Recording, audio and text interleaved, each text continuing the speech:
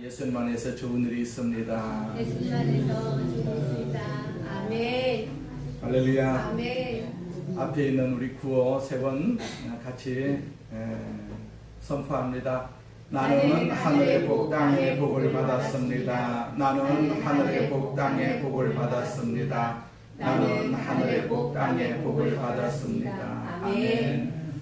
주신 하나님 아버지, 우리에게 복 주심을 믿습니다. 아멘. 아브라함에게 복을 주시고 그 자손들에게 후손들에게 복을 주셔서 우리까지 이 복에 이르게 하심을 감사합니다. 아멘. 우리가 나머지 여생을 사는 동안에 하늘의 복으로 우리가 충만하게 하여 주셔서 아멘. 믿음의 승리자가 되게 하여 주옵시고 아멘. 우리 모두가 다 천국에 들어갈 수 있는 은혜와 축복이 있게 하여 주옵소서. 아멘. 주의 영이 이 자리에 함께 계심을 감사합니다. 아멘. 우리를 만지시고 우리를 다스려 주시옵소서. 아멘. 예수님의 이름으로 기도드립니다. 아멘. 아멘.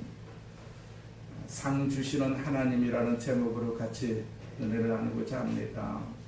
자, 에녹은 누굽니까? 에녹은 성경에서 죽음을 보지 않고 하늘로 올라간 첫 번째 인물로 많은 신학자와 우리 성도들에 의해서 높이 평가받고 있는 그러한 인물입니다. 에녹의 신앙은 단순히 개인적인 그러한 믿음을 넘어서 하나님과의 깊은 관계를 통해서 우리 인류 전체에 대한 하나님의 뜻을 전달하는 역할을 했습니다. 에녹이 천국으로 간 것처럼 우리도 천국으로 갈 수가 있다라는 사실을 에녹의 믿음을 통해서, 에녹의 삶을 통해서 우리에게 교훈하고 있습니다. 아멘. 우리가 신앙생활하는 목적은 결과적으로 천국 가기 위한 목적입니다. 이 세상에서 우리가 오래 살기 위해서 예수 믿는 것은 아닙니다. 우리 예수 믿는 것은 천국 가기 위한 그런 어떤 능력으로 우리가 예수를 믿는 것이지 결코 세상에 잘 되기 위해서, 세상에서 오래 살기 위해서 우리가 신앙생활하는 것이 아니죠.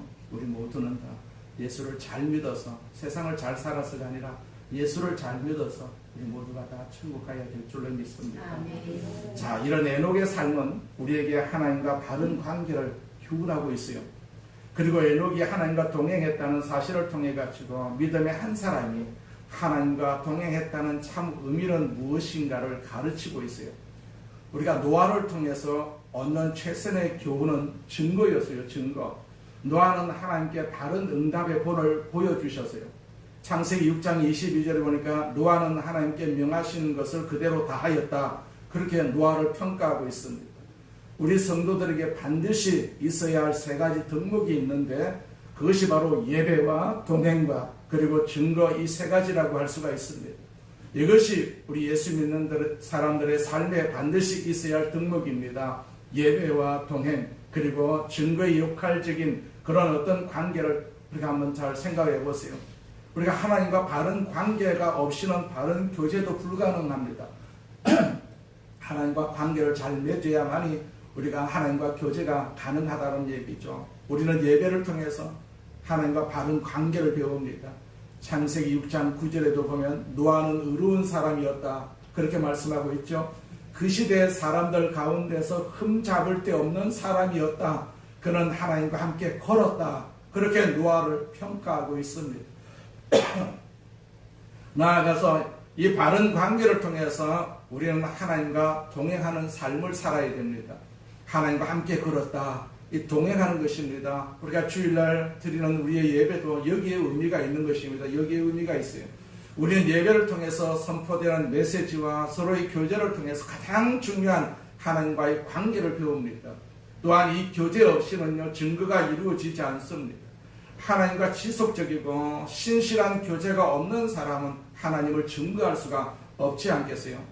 우리가 잘 알지 못하는 사람을 다른 사람에게 소개할 수는 없습니다. 모르는 사람을 어떻게 소개할 수가 있겠습니까?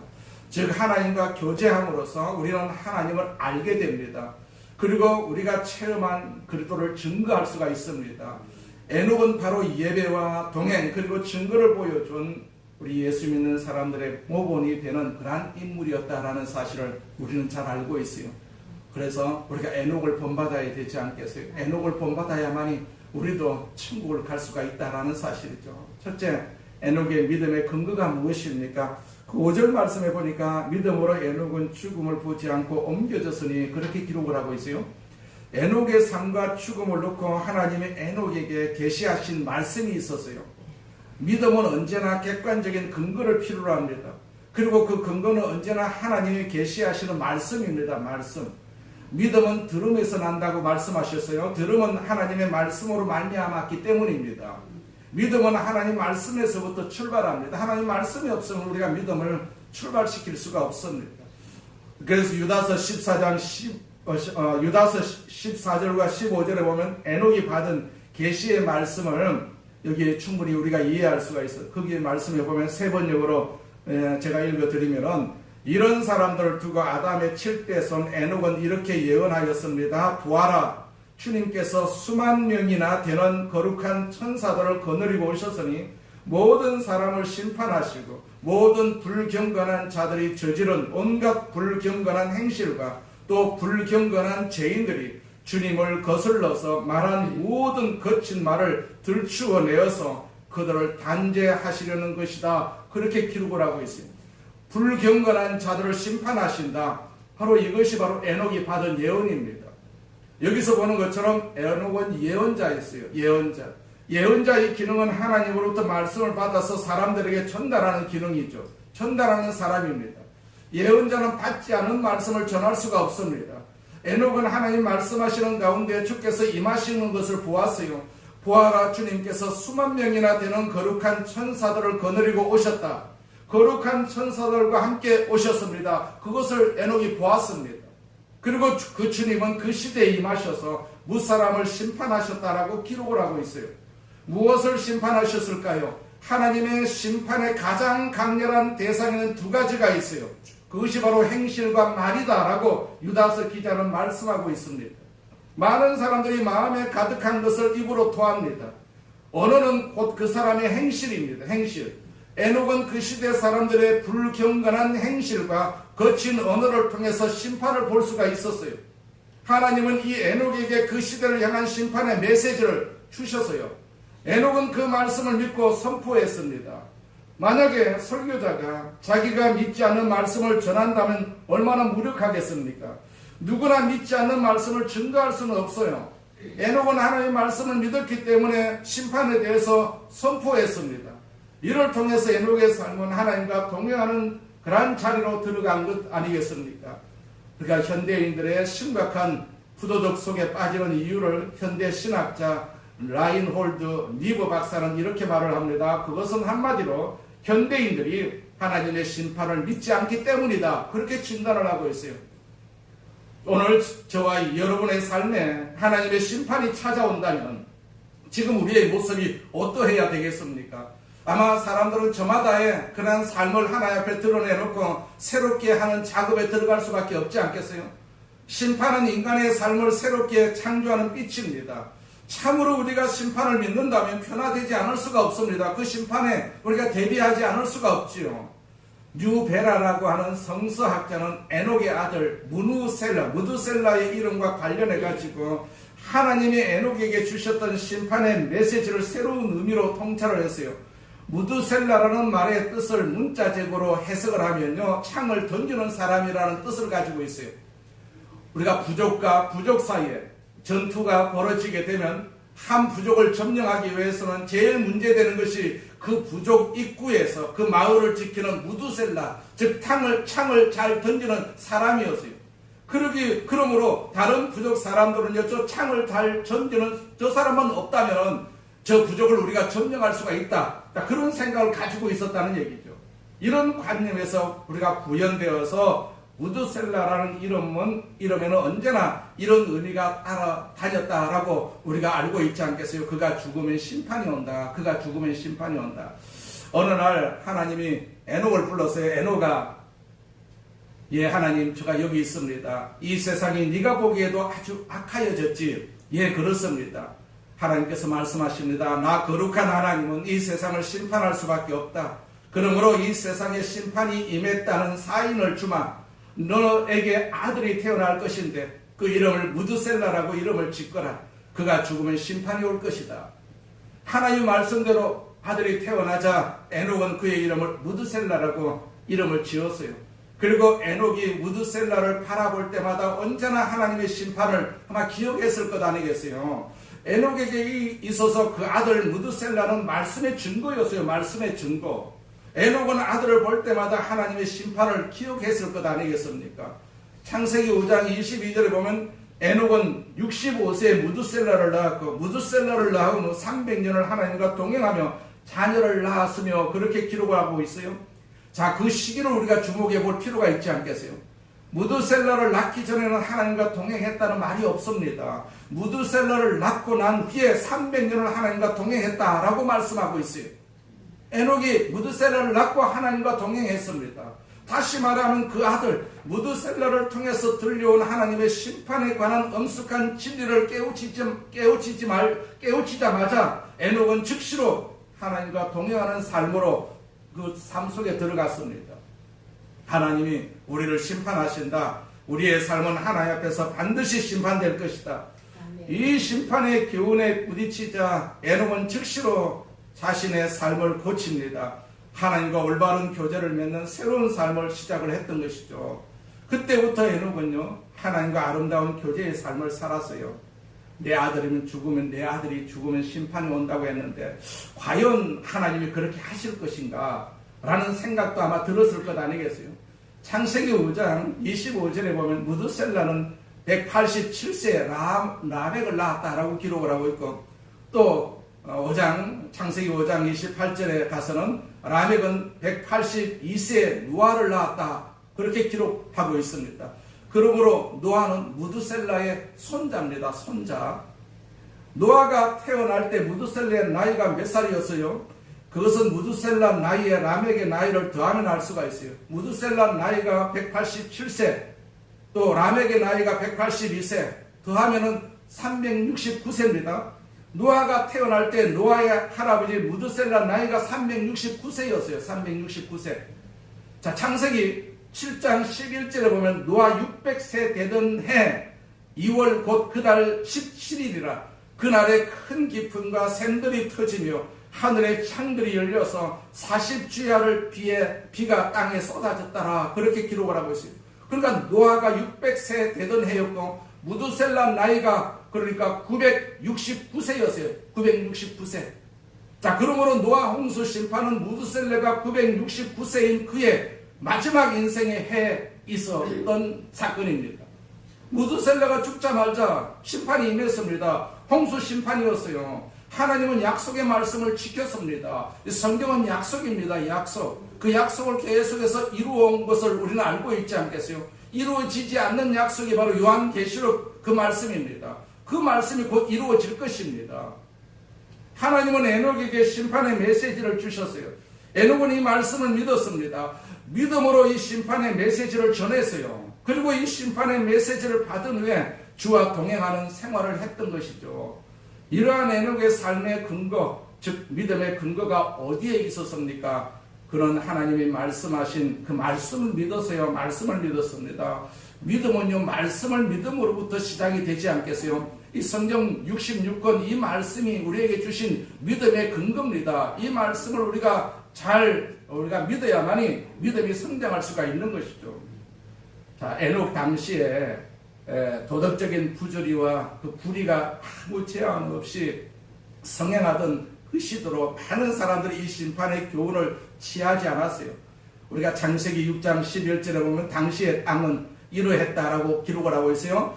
하나님이 보시니 세상이 썩었고 무업천지가 되어 있었다. 세상이 썩으면 심판이 온다라는 사실을 알 수가 있습니다. 그 위에 창세기 18장 20절에 보면 소돔과 고모라의 죄에 대해서도 말씀을 하십니다. 그 안에서 사람들이 엄청난 죄를 저지르고 있었다. 그렇게 기록을 하고 있어요. 심판은 하나님만이 아십니다. 하나님만이 아십니다. 그래서 사람들은 심판 당할 줄도 모르고 먹고 마시고 타락을 재촉하는 것을 봅니다. 여기 심판의 징조가 전혀 보이지 않았음에도 불구하고 에녹은 하나님의 말씀을 믿었어요. 하나님의 말씀을 믿었어요. 한 성서학자는요, 이 에녹의 사건을 종말론적인 의미로 해석하고 이렇게 적용을 합니다. 에녹의 사건과 똑같은 사건이 예수 그리스도의 재림, 다시 오시는 예수님이시죠. 예수님의 그 그리스도의 재림 직전에 일어날 것이다.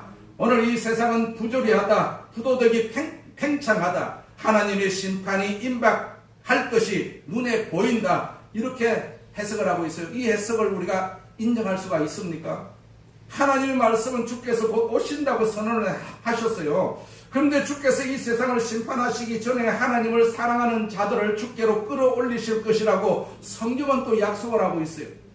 데살로니가전서 4장 16절과 17절에 보면 주께서 호령과 천사장의 소리와 하나님의 나팔 소리로 치니 하늘로부터 강림하시리니 그리스도 안에서 죽은 자들이 먼저 일어나고 그 후에 우리 살아남은 자들도 그들과 함께 구름 속으로 끌어올려 공중에서 주를 영접하게 하시리니 그리하여 우리가 항상 주와 함께 있으리라.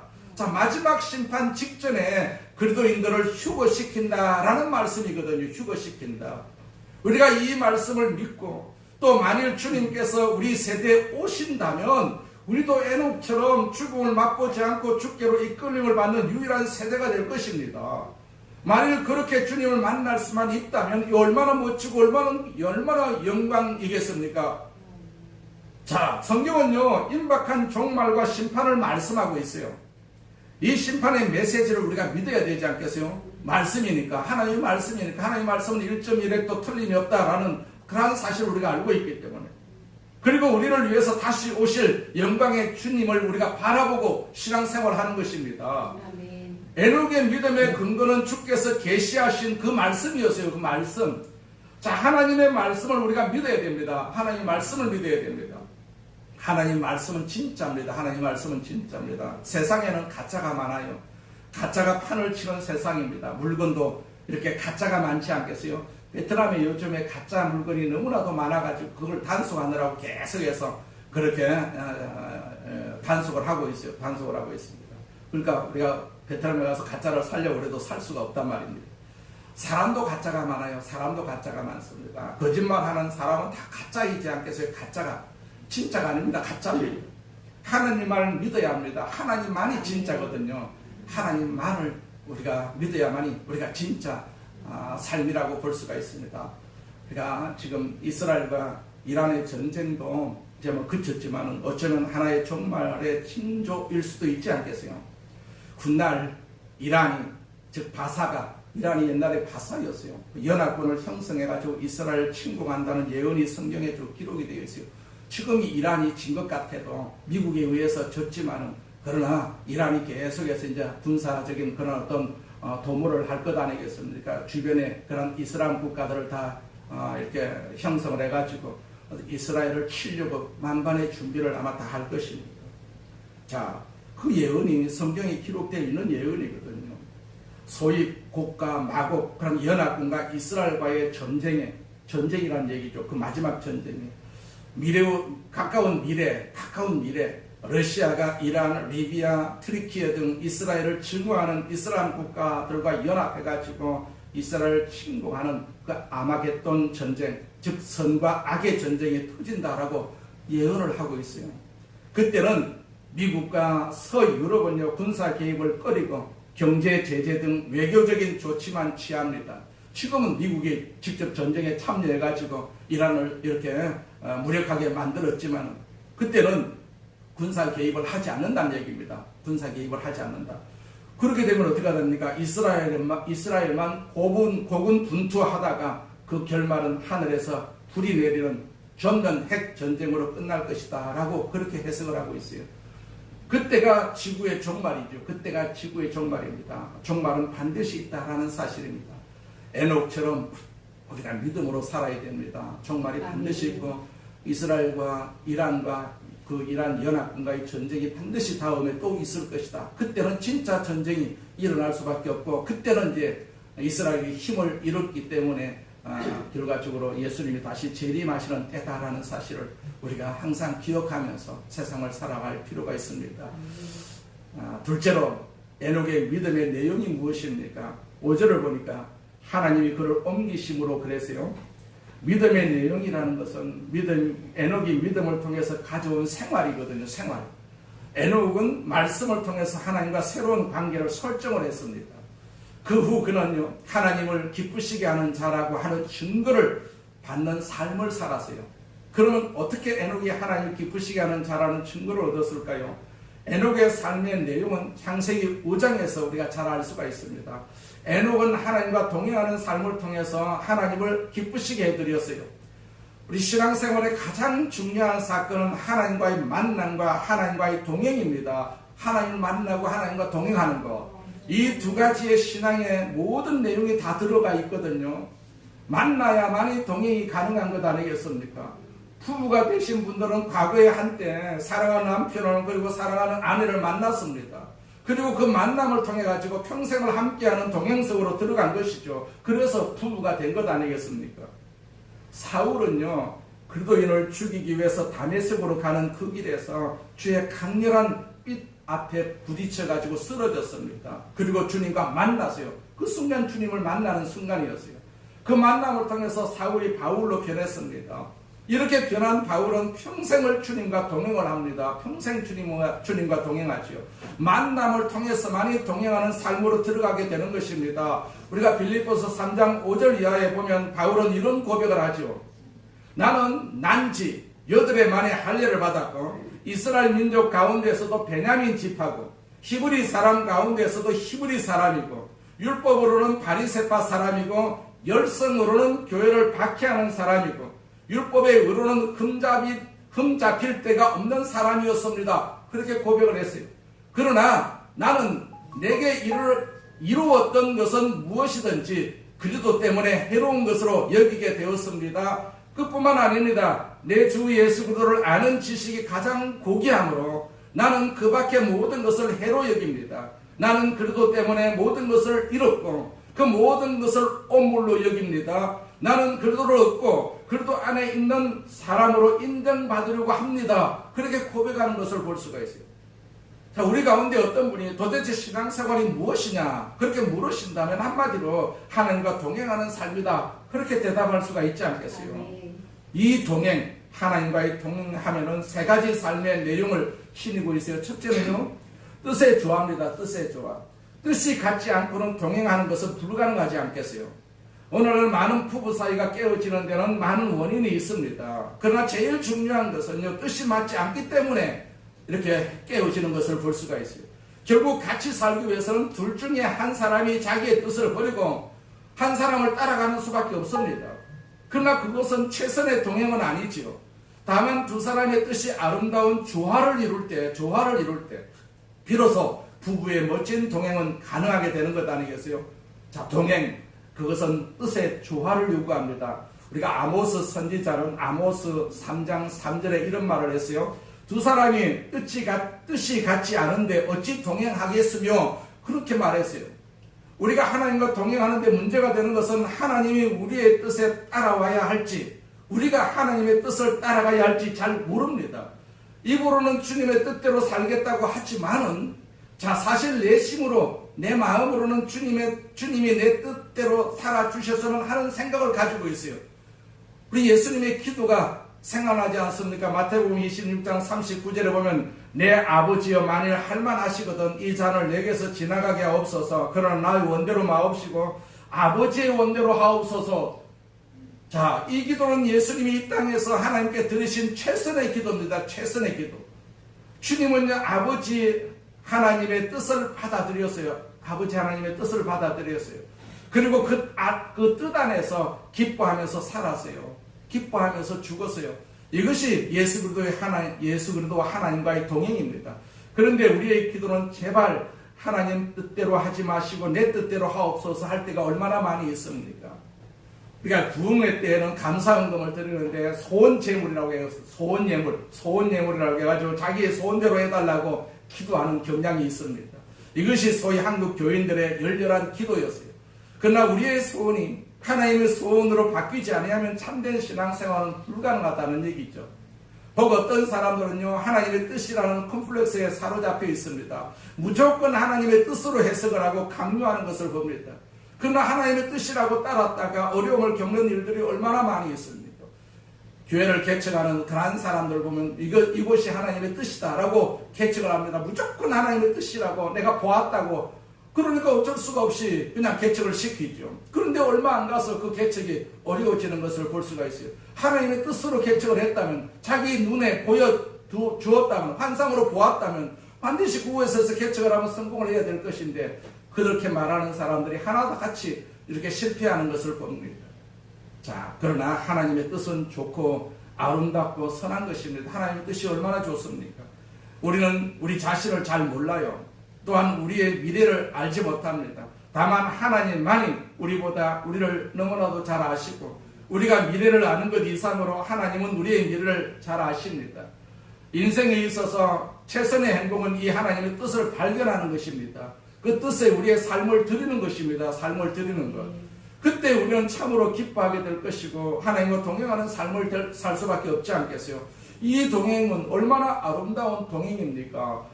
사울이 바울로 되어가지고 하나님과 동행하는 그러한 삶을 살 때 얼마나 그 삶이 고통이었습니까? 얼마나 고통이었습니까? 그러나 그는 기쁨으로 그 사역을 감당하는 것을 봅니다. 왜냐하니까 세상은 자기를 핍박을 하고 박해하고 두들겨 패고 죽이려고 애를 쓴다 할지라도 하나님을 보고 있기 때문에, 예수님을 보고 있기 때문에 그런 과정 가운데서도 항상 기뻐하고 즐거워하는 것을 볼 수가 있어요.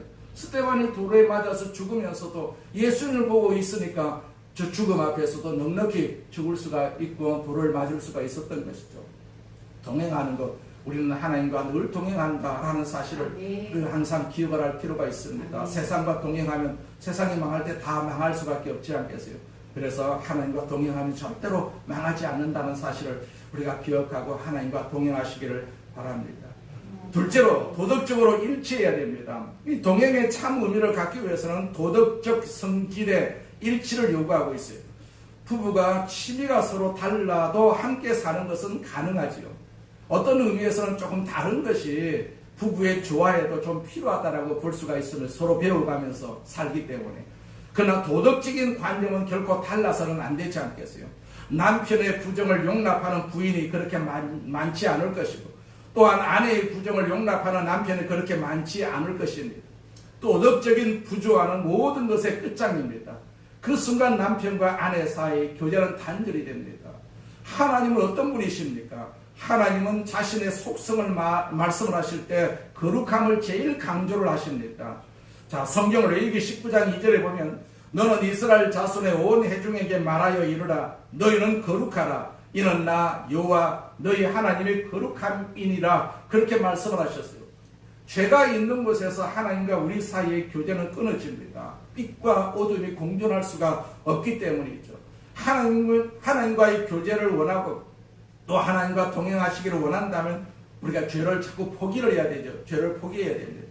죄에서 떠나서 하나님 앞으로 나와야 됩니다. 그때 우리는 하나님과 우리가 참으로 동행하는 의미를 알게 될 것입니다. 세 번째는요, 하나님과 동행하는 것은요, 하나님과 우리 사이의 교통을 요구합니다. 함께 동행하는 것은 서로 말하고 듣기도 하고 상호 의사를 교환하는 것이죠. 그럴 때 동행의 의미를 갖습니다. 우리가 하나님과 동행을 하려면 기도를 통해서 하나님과 대화를 해야 됩니다. 하나님은 교제하기를 원하고 계십니다. 교제하기를 원하고 계십니다. 동행은 놀라운 결과를 가져옵니다. 동행하다 보면 닮아요. 동행하다 보면 닮습니다. 의가 죽은 부부를 보면 희한하게 닮아 있다는 것을 우리가 볼 수가 있지 않겠어요? 함께 살다 보니까 서로 영향을 주고받기 때문에 서로 닮을 수밖에 없습니다. 서양 속담에 이런 말이 있어요. 당신의 친구를 내게 보여주십시오. 그러면 나는 당신이 어떤 사람인가를 말해줄 수가 있습니다. 라는 말이 있다고 합니다.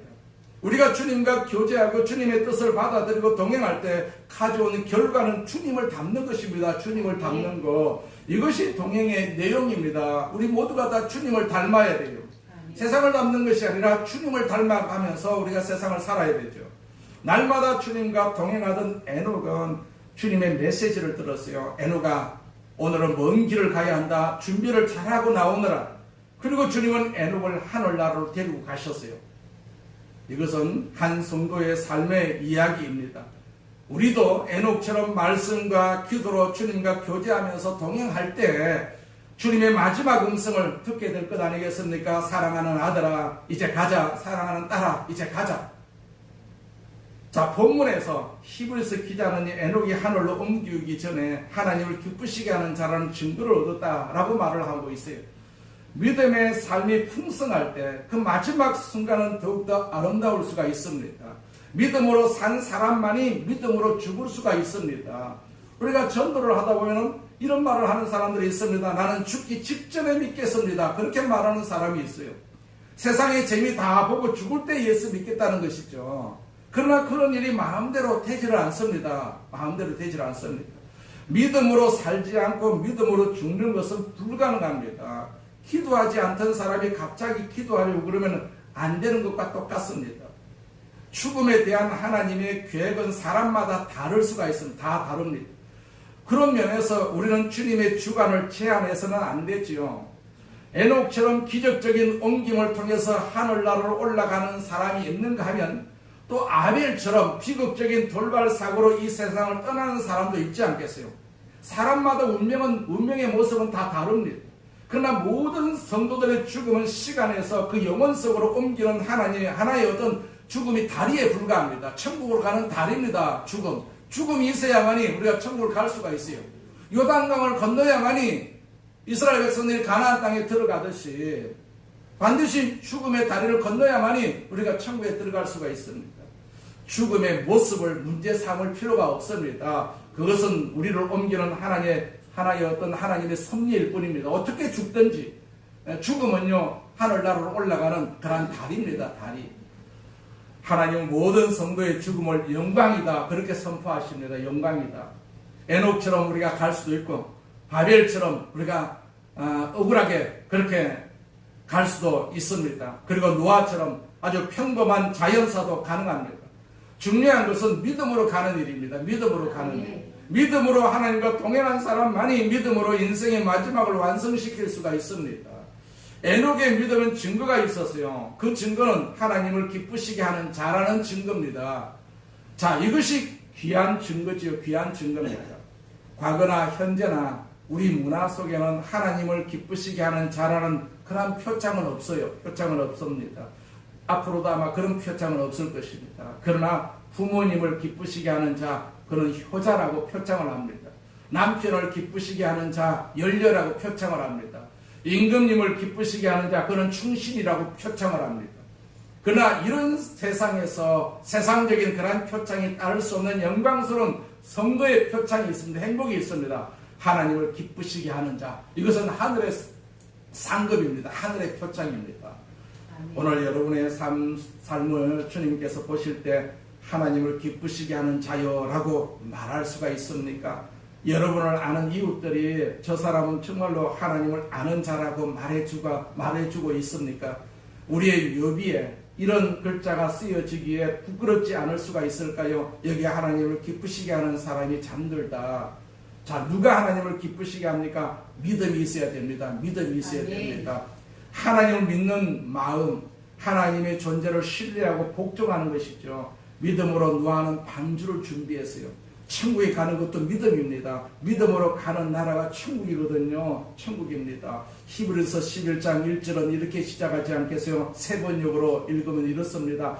믿음은 우리가 바라는 것을 굳게 믿는 것이고 비록 눈으로는 볼 수 없는 것들이라도 실제로 존재한다는 것을 분명히 아는 것이다. 그렇게 말씀하셨어요.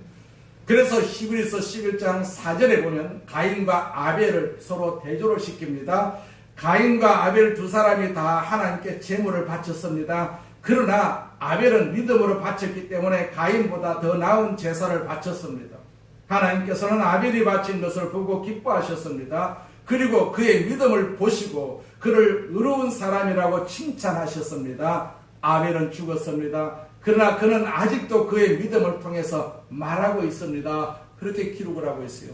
항상 더 나은 제사, 더 나은 예배를 우리가 항상 사모하시기를 바랍니다. 아멘. 그것이 하나님과 동행하는 것입니다. 달리 동행하는 것이 없지 않겠어요? 우리는 세상과 동행할 수가 없습니다. 세상과 동행하면 망합니다. 왜 그렇습니까? 부디가 세상을 지배하고 있기 때문에, 마귀가 세상을 지배하고 있기 때문에 그러한 것입니다. 거짓된 세상입니다. 거짓된 사람들이 이 세상을 만들어가고 있습니다. 우리 모두가 다 믿음을 꼭 붙잡고 하나님을 찬양하면서 살아가야 될 줄로 믿습니다. 아멘. 그것이 천국 가는 길입니다. 우리가 이 자리에 우리가 같이 모여서 예배 드리고 기도하고 찬송하고 우리 하나님의 영광을 돌리는 이 일이 바로 하나님 나라에 가기 위한 수단입니다. 수단. 우리가 아멘. 같이 이 수단을 같이 해서 우리 모두가 다 하늘나라 가야 될 줄로 믿습니다. 우린 다 천국 백성입니다. 세상은요 금방 망합니다. 금방 망합니다. 자, 그렇기 때문에 저 중동 전쟁이 지금 스톱이 되었다고 해가지고 우리가 안심할 이유가 전혀 없습니다. 새로운 전쟁을 또 이란과 그 연합군들이 이슬람 국가들이 서로 연합이 되어가지고 준비를 할 거다는 저 이스라엘을 치자. 저거 놔두고서는 우리가 안 된다. 저걸 치자. 그래서 연합이 될 수밖에 없습니다. 지금은 연합이 이제 불투명해가지고 이란이 패배할 수밖에 없었지만은 이 이란이 이제 새롭게 정비를 할 것 아니겠어요? 모든 이슬람 국가들을 다 연합을 할 것입니다. 동맹을 할 것입니다. 그렇기 때문에 우리가 항상 중동을 쳐다보면서 하나님 앞에 더욱더 우리가 가까이 가서 우리가 하나님과 동행하는 그런 삶을 살기를 간절히 소망해야 될 줄로 믿습니다. 전능하신 하나님 아버지 감사합니다. 하나님께서 우리를 사랑하시고 우리를 축복하여 주시고 하나님께서 우리를 구원하여 주심을 감사합니다. 이 구원을 잘 이룰 수 있는 그러한 믿음이 우리 예배를 통해서 기도를 통해서 다시 한번 재정비될 수 있도록 주님 도와주시옵소서. 에녹이 하늘나라로 올라갔습니다. 죽음을 보지 않고 올라갔습니다. 우리도 하나님 아버지 그러한 에녹 되기를 원합니다. 믿음으로 살기를 원합니다. 하나님과 동행하면서 살기를 원합니다. 우리가 읽었던 이 말씀, 우리가 보았던 이 말씀이 우리의 삶의 증거가 되기를 원하오니 하나님께서 역사해 주시옵소서. 예수님의 이름으로 기도드립니다. 아멘. 아멘.